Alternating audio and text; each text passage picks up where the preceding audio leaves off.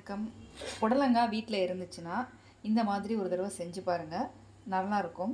புடலங்காயை first நீங்கள் எடுத்துகிட்டு அதோட சென்டரில் கட் பண்ணி இந்த மாதிரி 2 பீஸாக வந்து டிவைட் பண்ணி வச்சுக்கோங்க. எடுத்து வச்ச புடலங்காய் எல்லாத்தையுமே இந்த மாதிரி ஷேப்பில் வந்து கட் பண்ணி எடுத்துக்கோங்க.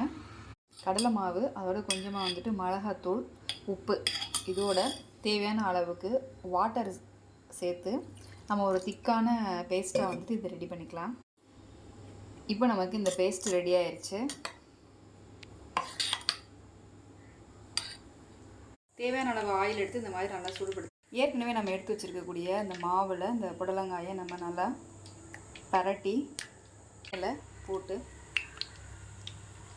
பொரிச்சு எடுத்தோன்னா நம்மளோட புடலங்காய் பஜ்ஜி ரெடி ஆயிடும்.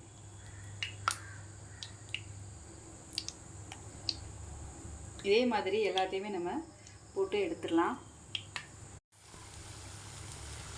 நல்லா முன்னாடி பின்னாடி பரட்டி விட்டு நல்லா பொறுமையாக நல்லா வெந்ததுக்கப்புறம் பொன்னிறமாக வந்ததுக்கப்புறம் இதை நம்ம எடுத்தால் போதும். நல்லா வெந்ததுக்கப்புறம் தான் எடுக்கணும், அப்போ தான் நல்லாயிருக்கும்.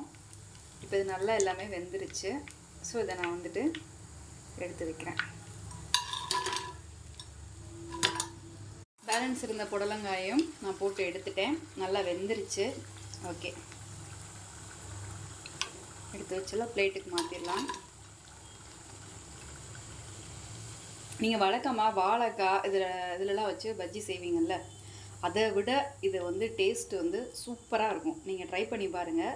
வாழைக்காய் பஜ்ஜி செய்கிறதே நீங்கள் விட்டுருவீங்க, அந்த அளவுக்கு இதில் டேஸ்ட் வந்து நல்லாயிருக்கும்.